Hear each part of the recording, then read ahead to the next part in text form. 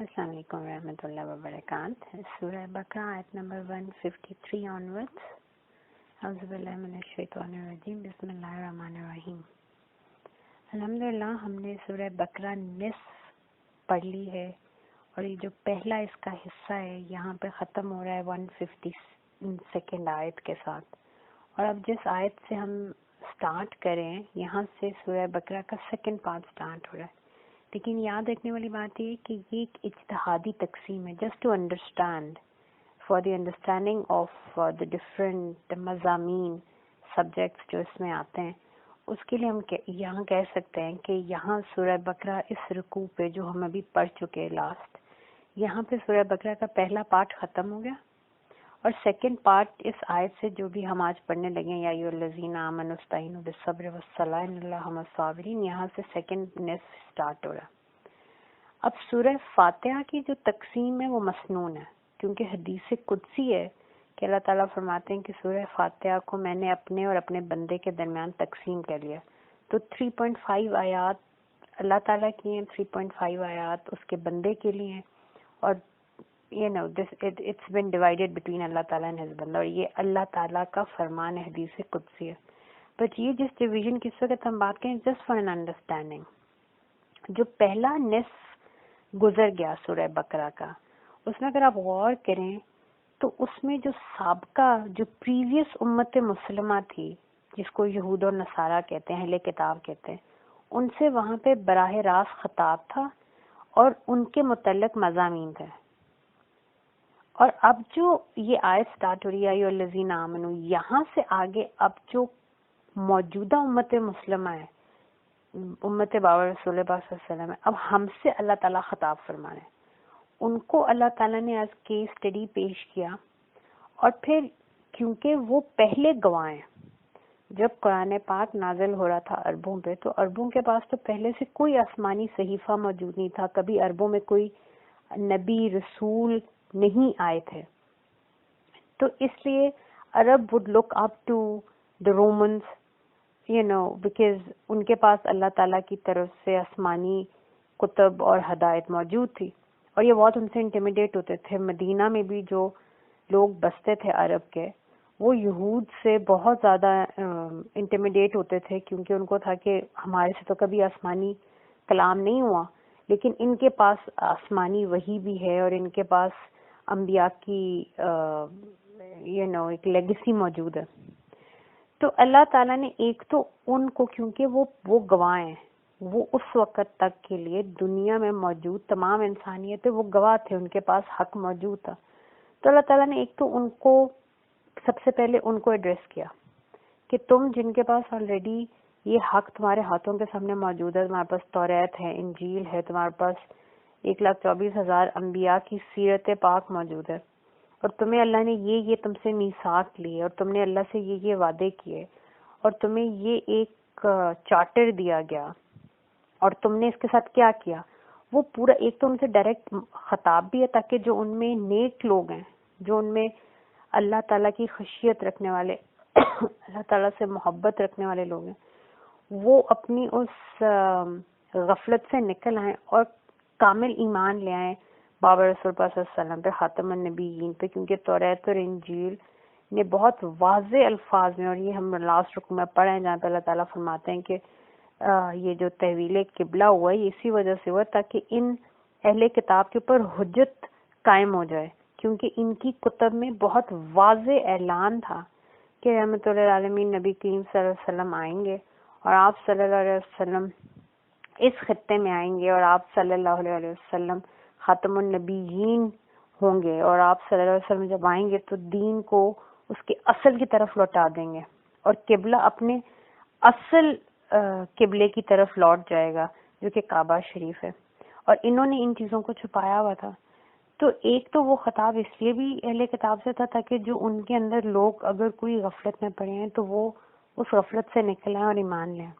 دوسرا، ان کو as a case study بھی پیش کیا گیا کہ آج تک تو یہ امت مسلمہ ہے، کیونکہ حضرت ابراہیم علیہ السلام، تمام انبیاء خاص طور پہ، کیونکہ حضرت ابراہیم علیہ السلام کو تو تینوں یہ جو مذاہب ہیں اس وقت دنیا میں یہ اپنا بڑا سمجھتے ہیں، تو ان کو کامنالٹی، کامن پوائنٹ بنا کے اللہ تعالیٰ نے کہا کہ ان ہستی کو حضرت ابراہیم علیہ الصلوۃ والسلام جو ہیں انہوں نے بھی، اور ان کے آگے سے حضرت اسماعیل علیہ السلام، حضرت اسحاق علیہ السلام، حضرت یعقوب علیہ السلام، جن کی یہ اپنے آپ کو اولاد کہتے ہیں کہ ہم بنی اسرائیل ہیں، بوتھ کرسچنز اینڈ جیوز، تو ان سب نے اپنی اولادوں کو یہی وصیت کی، یہی حکم دے کے گئے کہ دیکھو دنیا میں زندہ بھی رہنا تو اسلام کے اوپر، اور جب مرنا تو make sure you die as a مسلم، اپنے رب کے فرما بردار کی حیثیت سے مرنا۔ تو یہ جو ایک سابقہ امت مسلمہ تھی جو اللہ کے حکم پہ نہیں چلی، اللہ سے انہوں نے وفا نہیں کی، اور انہوں نے اپنا وہ سیدھا راستہ چھوڑا، اور پھر وہ کتنے غلط راستوں پہ پڑ گئی، اور ان کے اندر خود بنی اسرائیل میں کتنی ڈویژنز ہو گئی، اور انہوں نے اپنے انبیاء کو قتل کیا، اپنے اندر کتنی ڈویژنز کر دی۔ تو اس سب کو ایز اے کیس اسٹڈی پہلے نصف حصے میں اللہ تعالیٰ نے ہمارے سامنے پیش کیا۔ اب یہاں سیکنڈ حصے میں اللہ تعالیٰ فرما رہے ہیں کہ اب ایک نئی امت کھڑی کی جا رہی ہے، ایک نیا چارٹر دیا جا رہا ہے۔ یہاں سے آگے امت رسول اللہ صلی اللہ علیہ وسلم سے خطاب ہے، یا ایھا الذین آمنو، اے وہ لوگ جو ایمان لائے، اے ایمان والو۔ اب یہاں پہ یہ بات کیوں کی جا رہی ہے یا ایھا الذین آمنو؟ کیونکہ ابھی جو ہم نے آیت پڑھی تھی ایک دو دن پہلے، آیت 143، وَكَذَلِكَ جَعَلْنَاكُمْ أُمَّةً وَسَطًا، کہ اسی طرح ہم نے تمہیں امت وسطیٰ بنایا، ہم نے تمہیں وہ مسنگ لنک بنایا، ہم نے تمہیں وہ کنیکٹنگ لنک بنایا جو اللہ اور اس کے حبیب صلی اللہ علیہ وسلم اور انسانیت کے درمیان ہے۔ تمہیں یہ ذمہ داری اپنی ایکسیپٹ کرنی پڑے گی اور اس کو فیل کرنا پڑے گا for you to not end up like the Jews and the Christians, کہ حبیب پاک صلی اللہ علیہ وسلم کے اوپر اللہ تعالیٰ نے اپنا کلام میں پاک جو ہے وہ سارا کا سارا نازل کیا، وحی کے دروازے اب بند ہو گئے کیونکہ اللہ نے دین کو تکمیل عطا فرما دی، دین کامل ہو چکا، دیر از نتھنگ لیفٹ، کوئی ایمبیگوٹی نہیں رہی، کوئی کنفیوژن نہیں رہی، حق اور باطل بالکل واضح ہو چکا ہے۔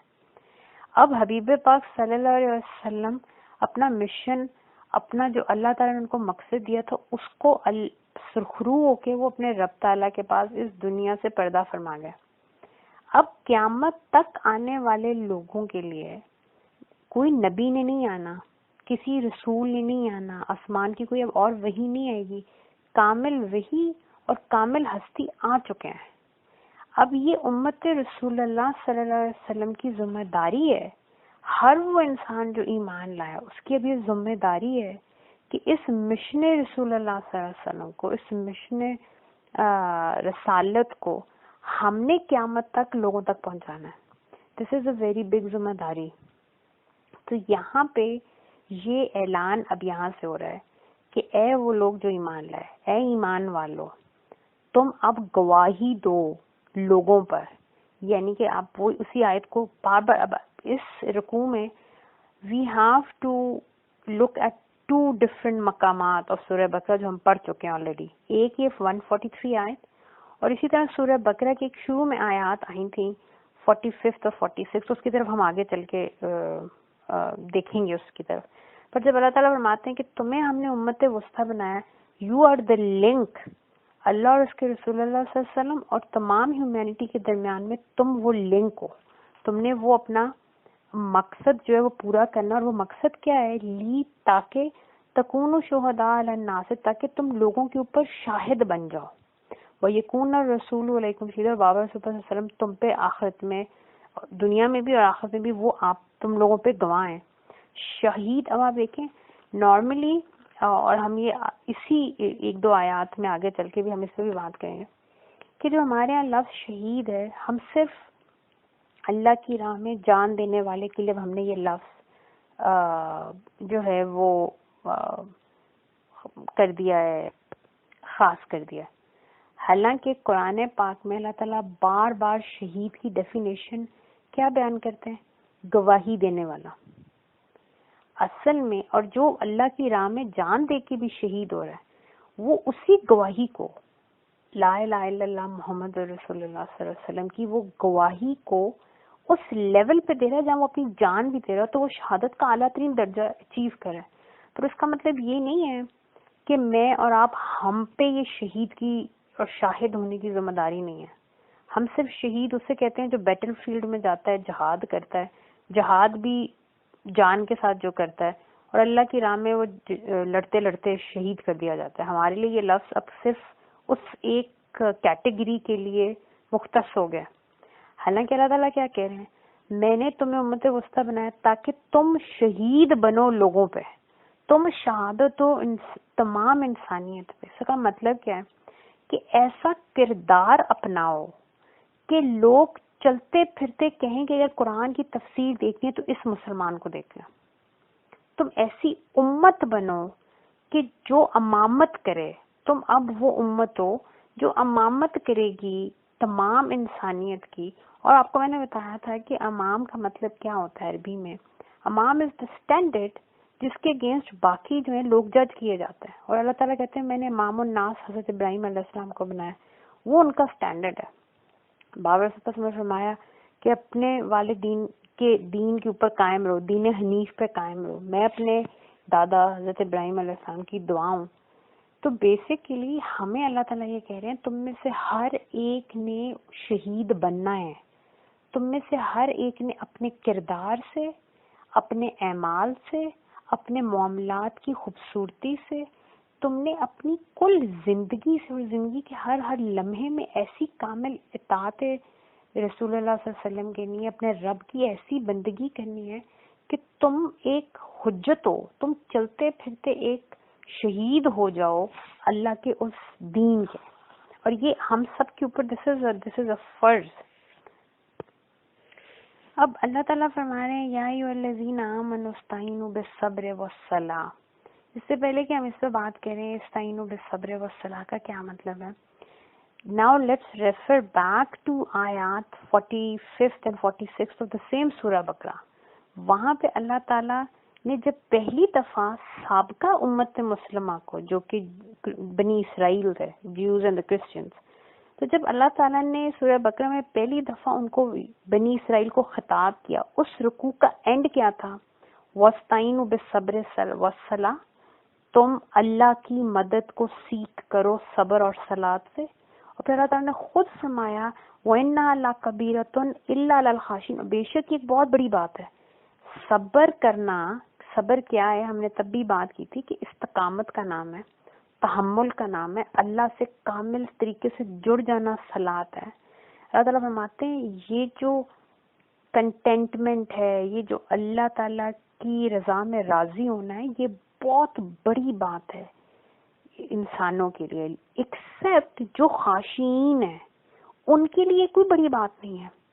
ان کے کیونکہ وہ خشیت میں ہے. خشیت کا کیا مطلب ہے، کسی کے سامنے جھک جانا، پست ہو جانا، اور خاص طور پہ کسی کے دل کا محبت کے ساتھ انٹینس کسی کی خفگی کے ڈر سے کسی کے آگے جب آپ بچھ جاتے ہیں، وہ خشیت ہے.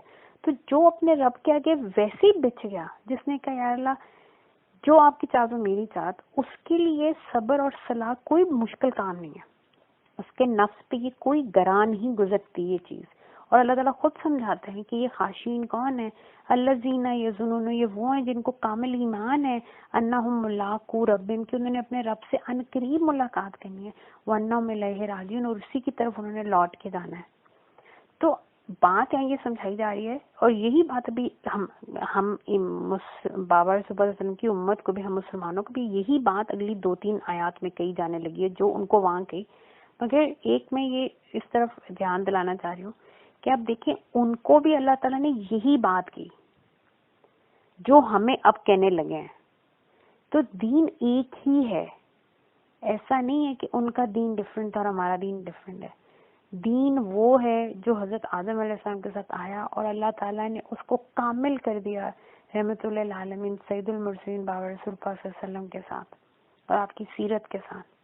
تو وہی بات جو ان کو سمجھائی گئی اور انہوں نے اس کا پاس و لحاظ نہیں رکھا، وہی بات اب ان کی کیس اسٹڈی ہمارے سامنے ہے. انہوں نے جو کیا اور ان کا اینڈ تو اتنا ہولناک ہے کہ اللہ تعالیٰ نے فرمایا کہ ان کے اوپر تو لعنت ہے اللہ کی اور اس کے تمام ملائکہ کی اور ہر لعنت کرنے والے کی. اور لعن کا مطلب ہم جس طرح اردو میں جس چیز کو لعنت کہتے ہیں نعوذ باللہ اللہ تعالیٰ کے ساتھ ہم وہ مطلب نہیں لگا سکتے. لعنت کا مطلب کیا ہے؟ جب اللہ کسی سے اپنی رحمت کھینچ لیتا ہے. اور اس کے اوپر بھی انشاءاللہ آگے چل کے بات کریں گے کہ اللہ کی رحمت کے بغیر تو ہماری کوئی ہستی نہیں ہے. اور جب اللہ اپنی محبت اور اپنی رحمت کی چادر کسی سے اٹھا لے، ایسا نہیں کہ وہ رب نہیں رہتا، پھر وہ تو مشرکین کا بھی رب ہے. کیونکہ رب اگر اللہ تعالیٰ کسی کو پالنا نہ چاہے تو اگلی کی ہستی فنا ہو جائے.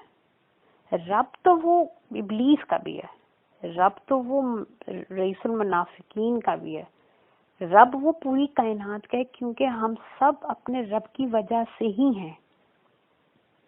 حق ذات صرف اللہ کی ہے. ہم سب تو اللہ کی، ہم تو ایک پوٹینشیل ہیں جو اپنے رب کی وجہ سے اس کی رحمت اور اس کی نظر کرم سے قائم ہے. رب وہ سب کا ہے، لیکن اس کی محبت اور اس کی رحمت جو کہ اس نے، اللہ تعالیٰ خود فرماتے ہیں کاتب علی نفسہ الرحمہ، میں تو اپنے اوپر اپنی رحمت کو فرض کر لیا ہے. میری رحمت نے ہر چیز، ایسی وسیع رحمت ہے، اس نے تو ہر چیز کو ڈھانپا ہے.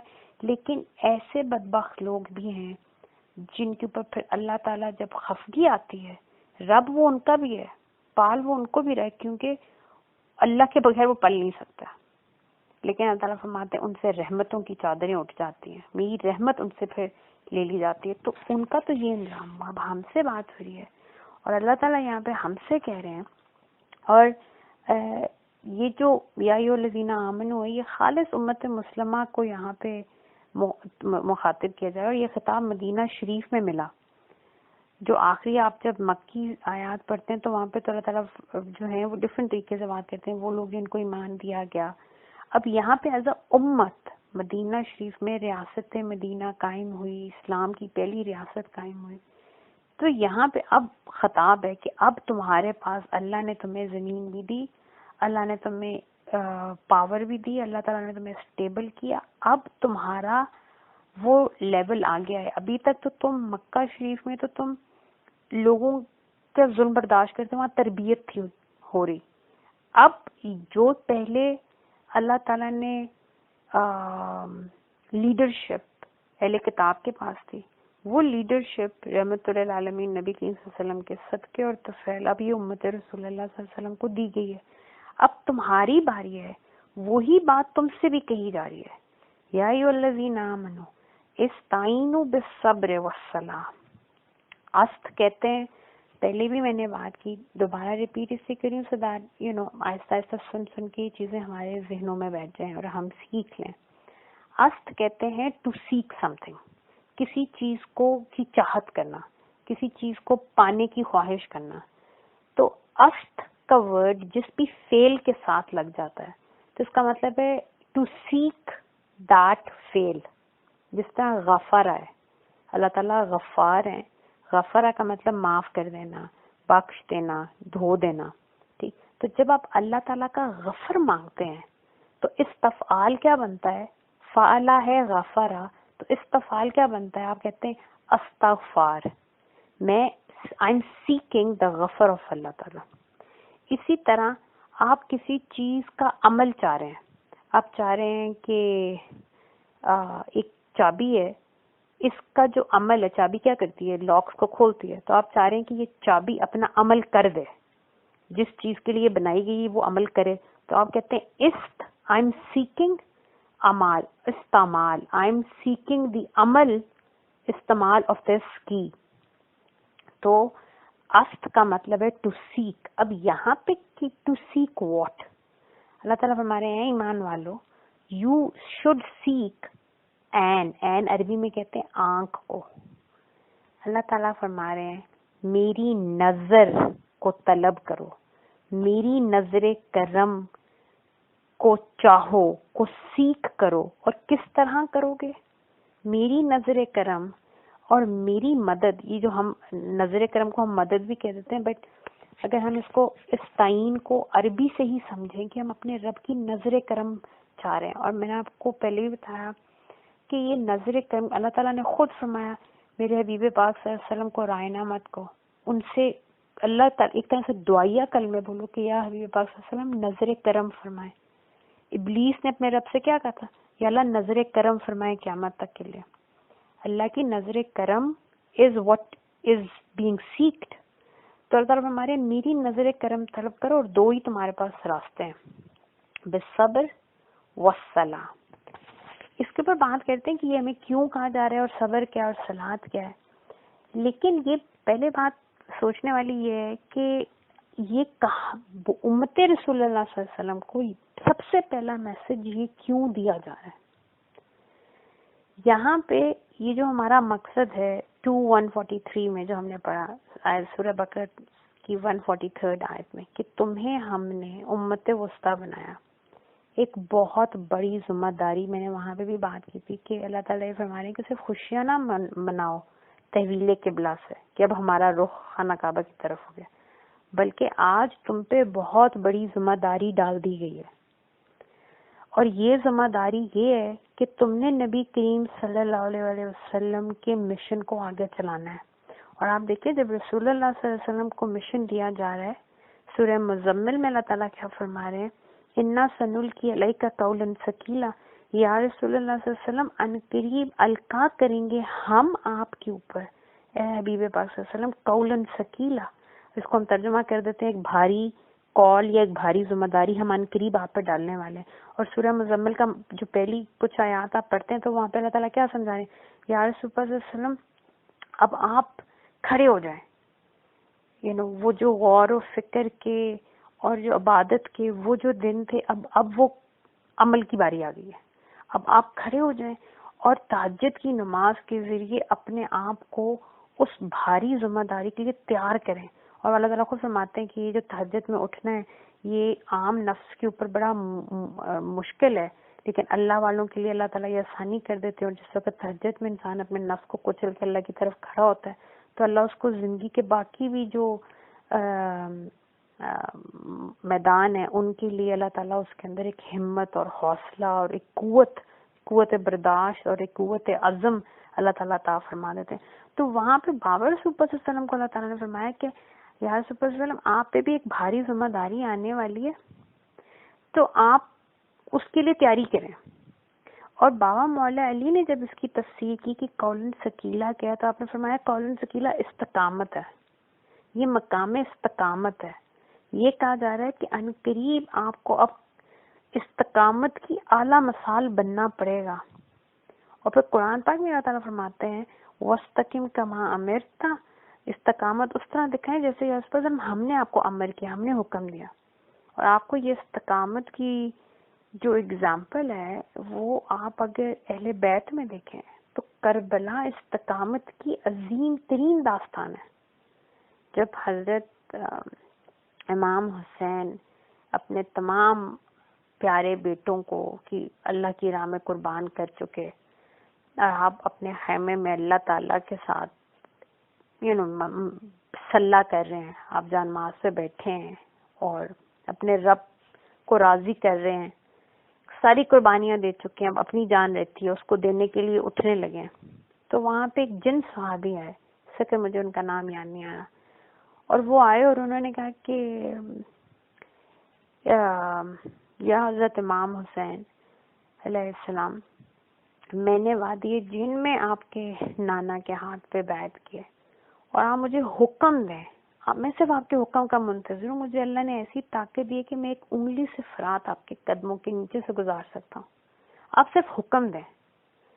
تو اس بات پہ اس تکلیف میں بھی حضرت امام حسین علیہ السلام آپ مسکرائے اور آپ نے جس نماز پہ نماز پڑھے تھے آپ نے اس کو ایک کونا اٹھایا تو اس کے نیچے سے پانی ابل آیا.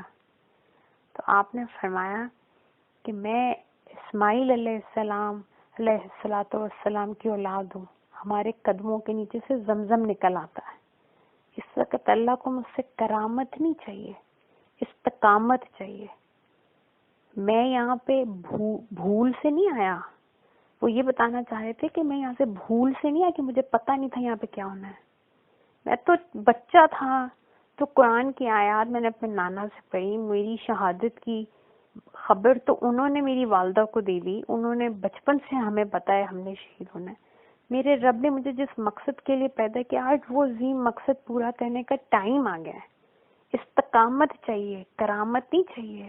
ورنہ آپ دیکھیں، میں ہمیشہ سوچتی ہوں کہ حضرت امام حسین ایک لمحہ بی بی پاک زینب سلام اللہ علیہ ایک دفعہ اللہ تعالیٰ سے کہتے کہ اللہ بس.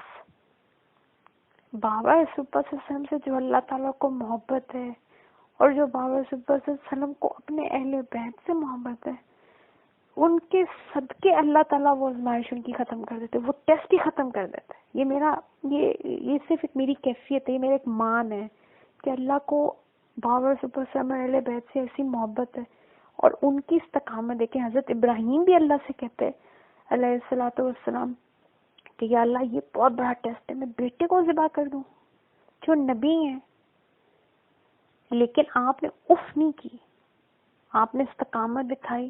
اللہ تعالیٰ نے فرمایا آپ نے اللہ کے اتنے بڑے بڑے اتنا بڑا ٹیسٹ تھا، یہ آپ کا رب گواہی دے رہا ہے، یہ بہت بڑا ٹیسٹ تھا، آپ پاس ہو گئے. ہم نے فدیہ جنت سے اس کا ادا کر دیا، اب یہ ذبیحہ ہم آنے والوں میں سے لیں گے. تو حضرت اسماعیل علیہ السلام کا گھرانہ تو وہ ذبیحہ دینے کے لیے اس زمانے سے تیار ہے، اور استقامت کا یہ لیول ہے. دس از دیٹ استقامت جو چاہیے تھی.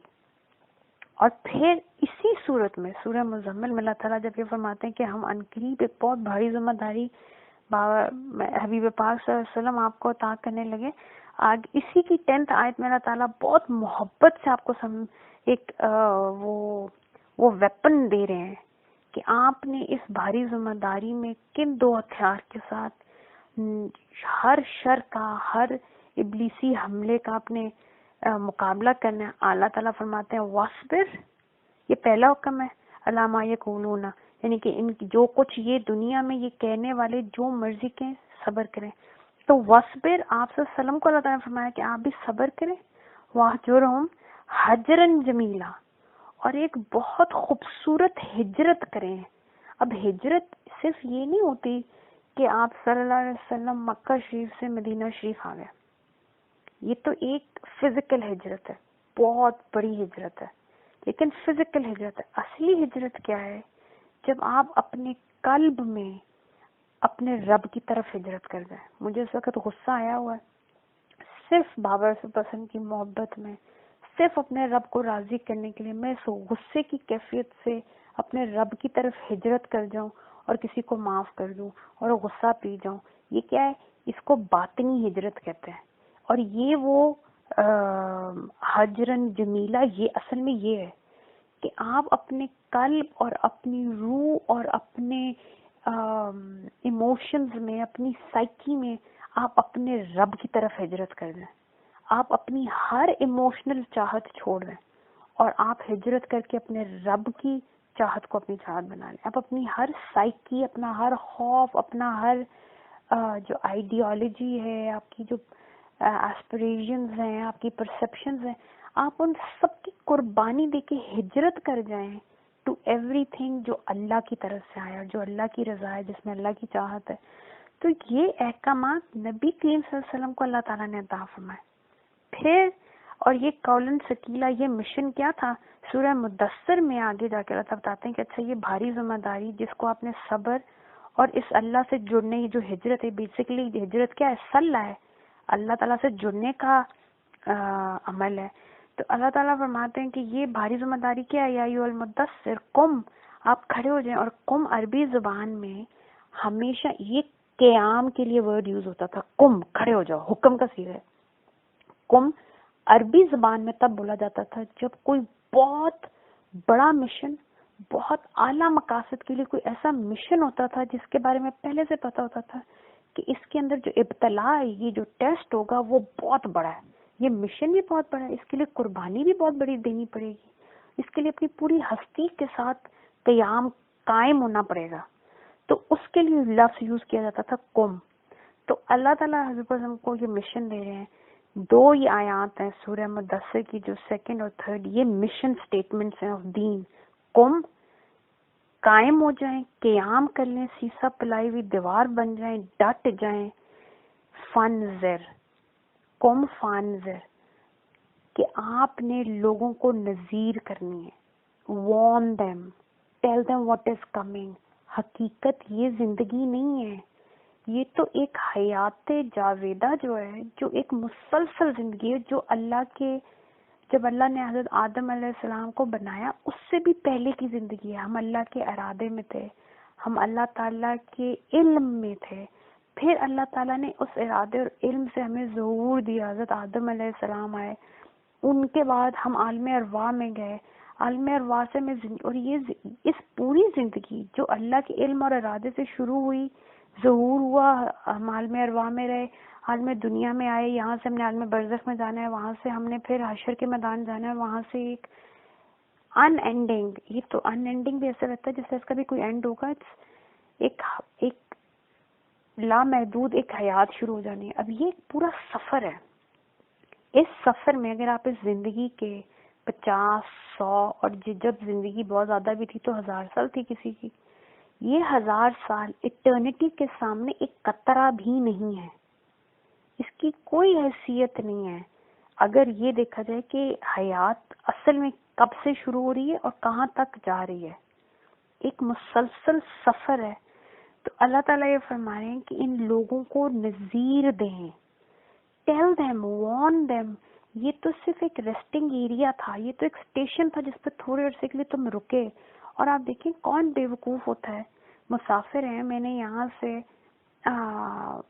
مکہ شریف عمرے پہ جانا ہے انشاءاللہ, اور راستے میں میری کنیکٹنگ فلائٹ ہے, دبئی میں رکتی ہے, تو بے وقوفی ہوگی کہ میں دبئی یا ابو دھابی ایئرپورٹ کو اپنی منزل سمجھ کے میں وہیں پہ اپنی زندگی سمجھوں کہ بس یہی سب کچھ ہے, اور میں بھول جاؤں کہ میں کس مقصد کے لیے آگے جا رہی ہوں.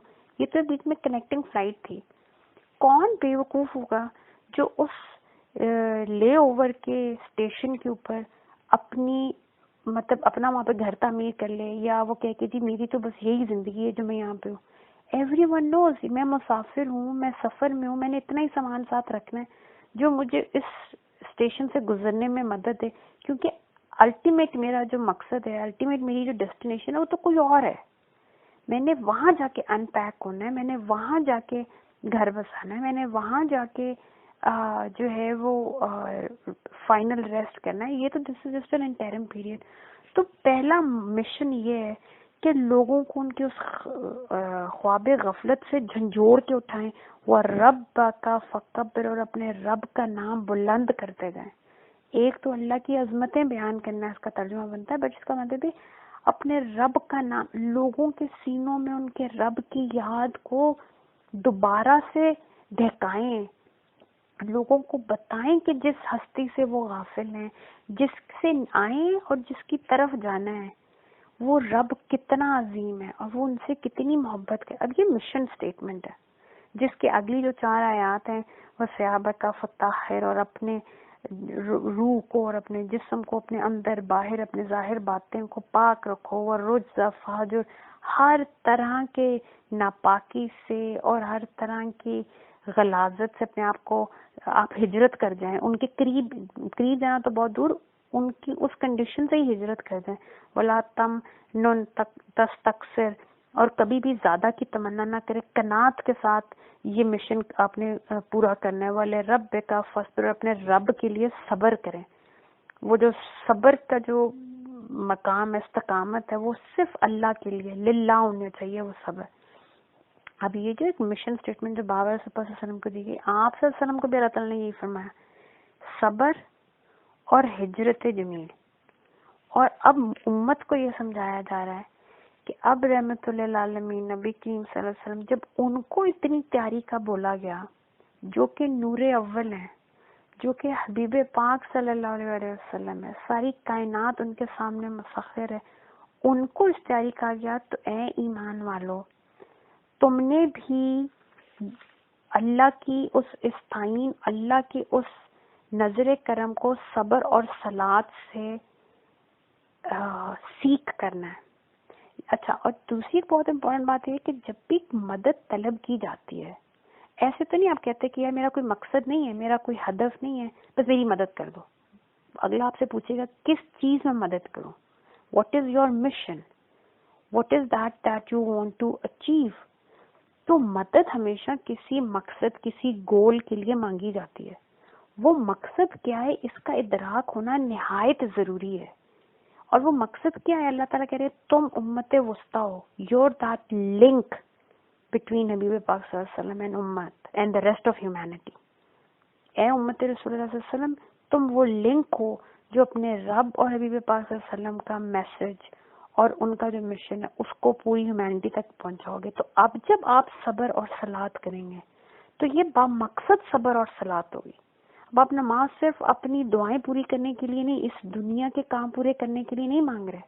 اب آپ صبر صرف ایک اچھے پروموشن کے لیے، اب آپ صبر صرف ایک اچھی زندگی کے لیے، یہ تو بہت چھوٹے چھوٹے مقاصد ہیں.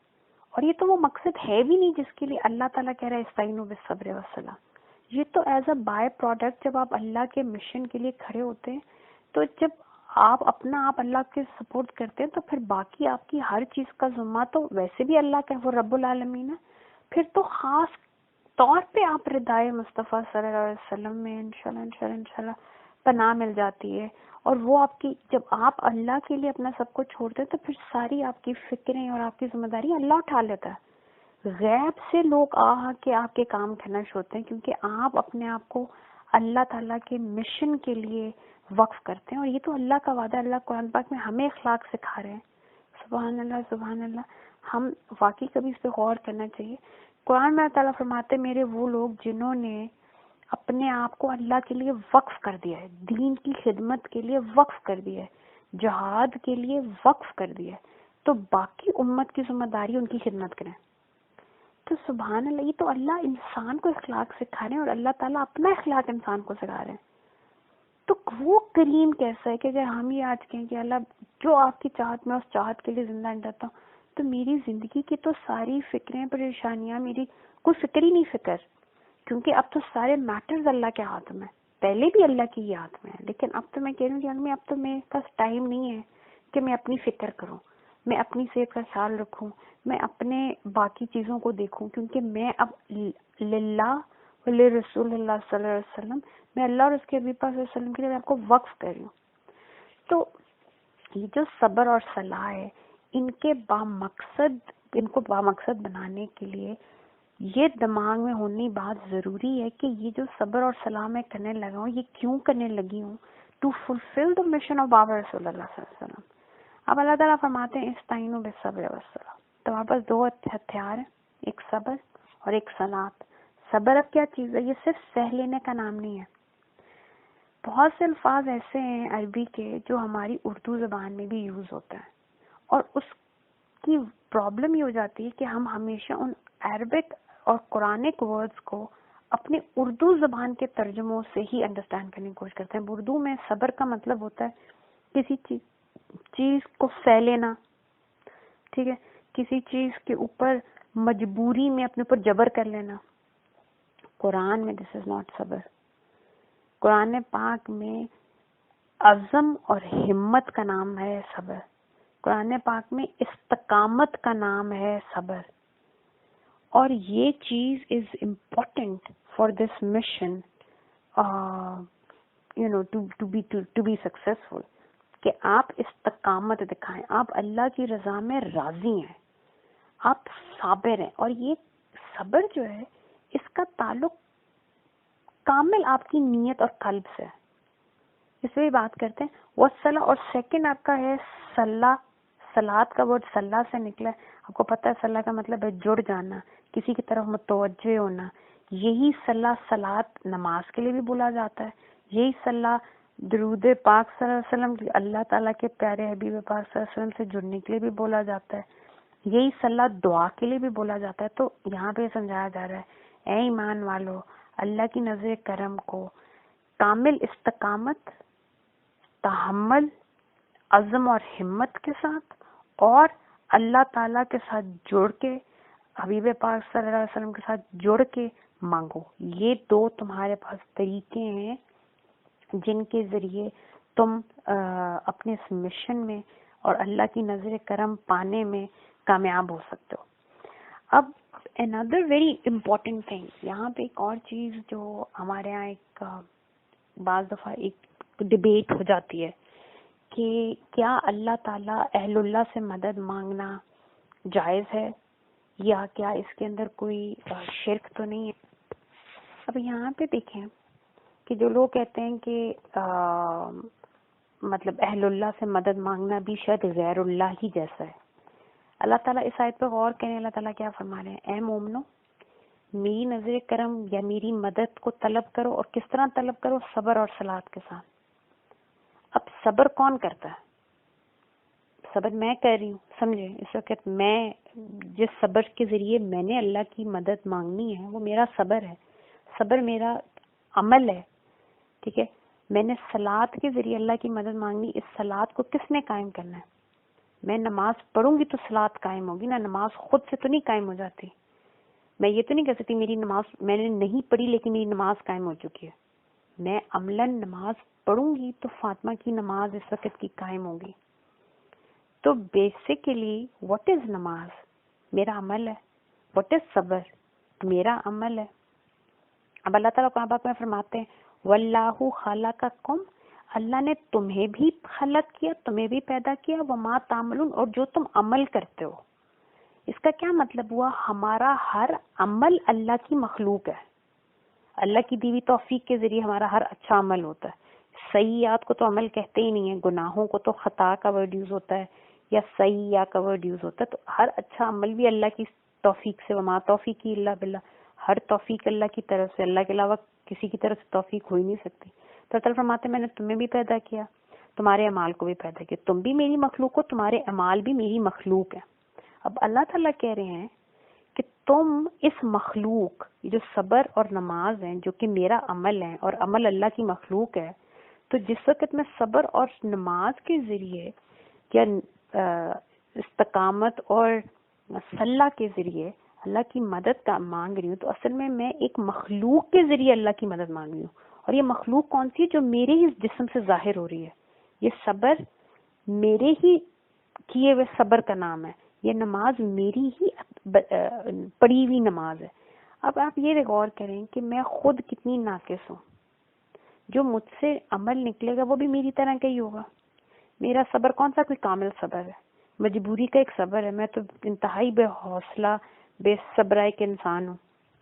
لیکن میرا کریم رب کیا کہہ رہے ہیں؟ اللہ تعالیٰ سننے کہہ رہے ہیں کہ کوئی بات نہیں، تمہارا ٹوٹا پھوٹا صبر ہے لیکن یہ مخلوق تم سے ظاہر ضرور ہو رہی ہے لیکن تمہارے کرنے پہ ہو رہی ہے. میں اس کی لاج رکھتا ہوں. یہ جو تمہارا ٹوٹا پھوٹا صبر ہے اس سے اپنے رب کی مدد مانگو. تم نے تو اپنی قدر کے مطابق یہ صبر اور یہ نماز ادا کی. اب میری شان دیکھو کہ میں اپنی شان کریمی کے شایان شان اب اس ٹوٹی پھوٹی نماز اور اس ٹوٹے پھوٹے صبر پہ تمہاری کیسے مدد کرتا ہوں. میری نماز کیا نماز ہوتی ہے؟ ہم کہیں کھڑے ہوتے ہیں، دھیان ہمارا کہیں ہوتا ہے، سجدے رکوع ہم آٹو پائلٹ پہ پڑھ رہے ہوتے ہیں. نماز شروع ہوتی ہے، سلام پھر جاتا ہے، سمجھ نہیں آتے بیچ میں کیا پڑھا، سب کچھ آٹو پائلٹ پہ ہم پڑھتے جا رہے ہوتے ہیں. اس گنہگار جسم سے ایک ناقص ہی میں نماز پڑھتی ہوں. اس کمزور سے عمل پر بھی وہ شکور رب ایسا ہے، وہ ایسا قدر کرنے والا، لاج رکھنے والا کریم رب ہے کہ اللہ تعالیٰ فرماتے ہیں اس کے ذریعے بھی فاطمہ میرے سے مدد طلب کرو، میرے ساتھ جڑ جاؤ. تم میری شان کریمی کو جانتی ہی نہیں. اب یہ تو میرے طرف سے نکلی ہوئی ایک مخلوق ہے نا، یہ صبر اور صلاح. وہ مخلوق جس کو اللہ تعالیٰ نے اپنے بابرکت ہاتھوں سے بنایا، اللہ تعالیٰ کے رسول ہیں، انبیاء ہیں، اہل بیت اطہار رسول اللہ صلی اللہ علیہ وسلم ہیں، صحابہ رسول اللہ صلی اللہ علیہ وسلم ہیں، اولیاء اللہ ہیں. یہ سب کیا ہیں؟ یہ سب اللہ والے ہیں. یہ سب متقی مخلص اللہ کے مقرب ہیں. ان سے مدد مانگنا اللہ کے حکم سے یہ کفر نہیں ہے، یہ بالکل غلط بات ہے. اللہ تعالیٰ قرآن پاک میں خود فرماتے ہیں کہ میرے اور میرے حبیب پاک صلی اللہ علیہ وسلم کی جو کوئی اطاعت کرے گا وہ اہل اللہ ہے، وہ اللہ والے ہیں. اور اہل اللہ سے مدد مانگنا اللہ سے مدد مانگنا ہے. غیر اللہ کون ہے؟ نعوذ باللہ نعوذ باللہ نعوذ باللہ، نبی رسول نیک لوگ یہ غیر اللہ نہیں ہے، وہ اللہ والے ہیں. غیر اللہ کون ہے؟ جو بھی اللہ کے مخالف ہیں، جو بھی ابلیس کے ساتھی ہیں، تو وہ سارے کے سارے کیونکہ غیر اللہ ہیں، غیر اللہ سے مدد مانگنا بے شک شرک ہے۔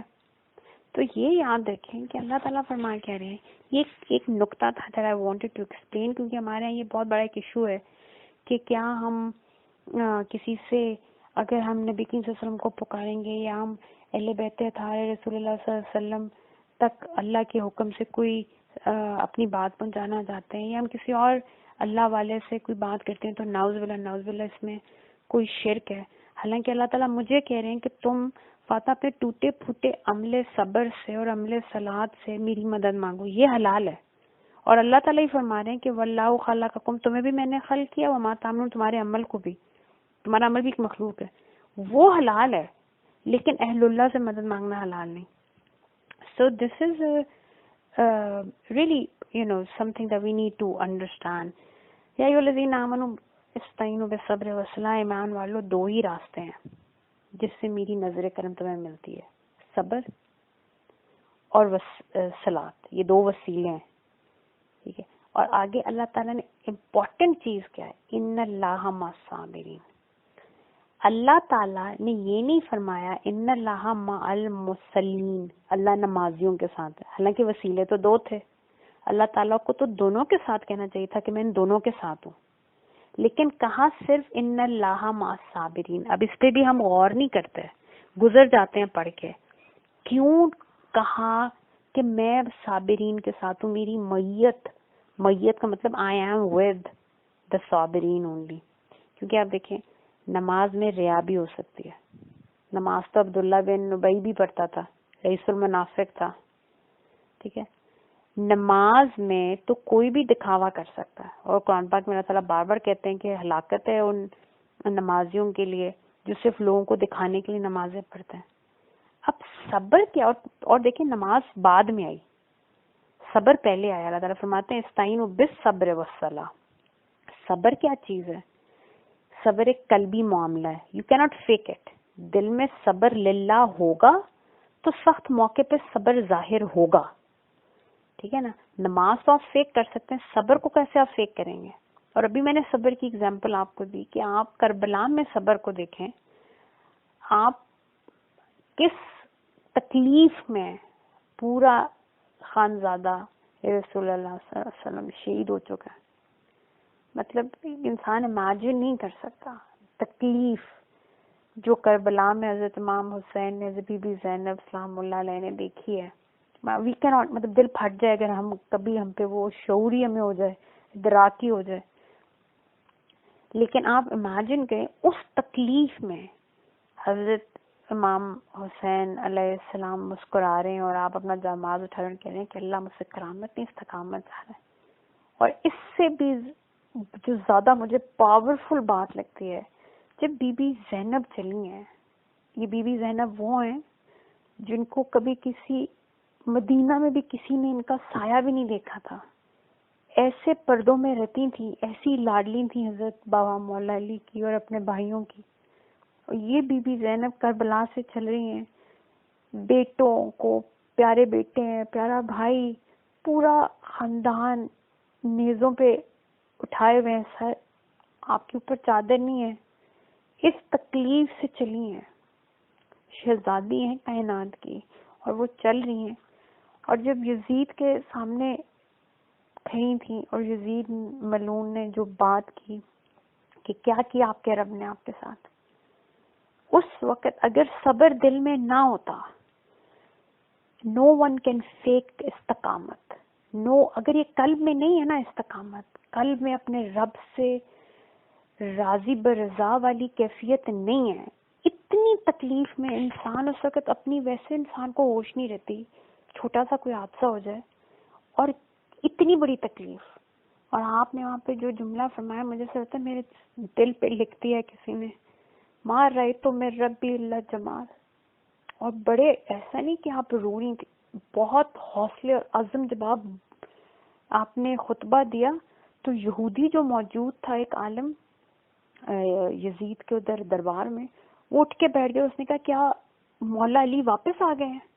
یہ تو مولا علی بول رہے ہیں۔ اس عزم کے ساتھ آپ نے بولا ما رأیت من ربی الا جمال، میں نے تو اپنے رب کے بارگاہ سے کبھی جمال کے علاوہ، خوبصورتی اور حسن کے علاوہ میں نے کچھ نہیں دیکھا. یہ بھی ایک حسن اور جمال ہے میرے رب کا. یہ استقامت، یہ قلبی چیز ہے. صبر دو چیزوں کا نتیجہ ہے، علم نافع اور اخلاص قلب، ایمان اور تقوی. یہ دونوں چیزیں ہوں گی تو عذاب پر صبر ظاہر ہوگا، ورنہ قلب جو ہے وہ علم سے خالی ہو، تقوی سے خالی ہو تو اس میں بہت بے صبری ہوتی ہے. اس لیے اللہ تعالیٰ نے فرمایا ان اللہ مع الصابرین. اور اگر اسی کربلا کو یاد کر لیں، بعض دفعہ لوگ کہتے ہیں کہ تو دونوں سائڈوں پہ مسلمان تھے، اگر دونوں سے کیمپوں میں نمازیں پڑھی جاتی تھی. اللہ تعالیٰ نے یہ کہا ہی نہیں میں نمازیوں کے ساتھ ہوں. اللہ تعالیٰ نے فرمایا کہ اگر کامل ایمان دیکھنا ہے تو پھر دونوں کیمپوں میں دیکھو صبر والے کام تھے. جہاں وہ تھے اللہ کی سائڈ وہ تھی. یا ایھا الذین آمنو، اے ایمان والو، استعینوا بالصبر والصلاۃ. بہت بڑی ذمہ داری ہے تم پہ.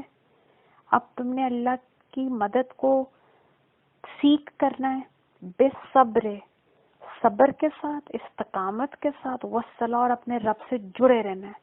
اور صلاۃ میں، کیونکہ صلاح میں درود اور سلام کا بھی مطلب ہے اپنے حبیب پاک صلی اللہ علیہ وسلم سے، اپنے مرکز سے، نور اول سے، جس قلب سے سارا نور، ہم نے جس قلب پہ اپنا نور نازل کیا اور اس سے وہ پوری کائنات میں پھیلتا گیا، اس کے ساتھ تم نے جڑے رہنا ہے.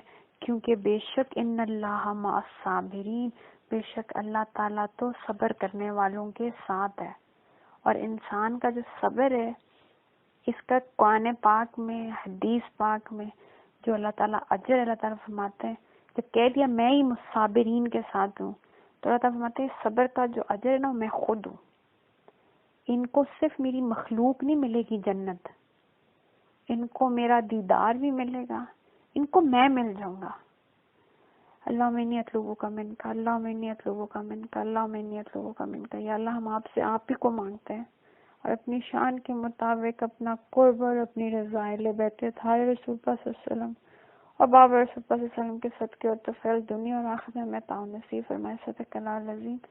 یا اللہ قرآن پاک پڑھتے ہوئے، پڑھاتے ہوئے، سمجھتے سمجھاتے ہوئے کوئی غلطی کوتاہی لرزی ہوئی تو بخش دے، معاف کرنے. قرآن پاک کے پڑھنا ہم سب کی طرف سے اپنی بارگاہ میں قبول کرتے ہوئے ہدیہ بارگاہ رسول اللہ صلی اللہ علیہ وسلم میں پہنچا دیں.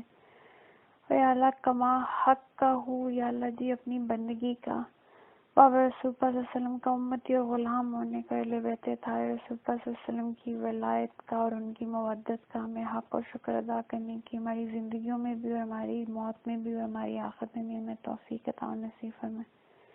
اور ہمیں زندگی میں بھی شہادت کی زندگی عطا فرمائے اور کامل سابقون الاولون والی شہادت کی موت عطا فرمائے. اور قیامت کے دن بھی ہمیں شہداء کے ساتھ اٹھائیے گا جو آپ کے کامل پیارے شہداء ہیں. اور ہمیں ہماری زندگی میں، ہماری موت میں، ہماری آخرت میں ایسا بنائیں کہ ہر لمحہ، ہر پل، ہر جگہ پہ بابا رسول اللہ صلی اللہ علیہ وسلم اور اہل بیت طاہر رسول اللہ صلی اللہ علیہ وسلم کی آنکھوں کی ٹھنڈک ہم بن سکیں، دنیا اور آخرت میں ان کے لیے باعث فخر بن سکیں. آمین. جزاکم اللہ خیر.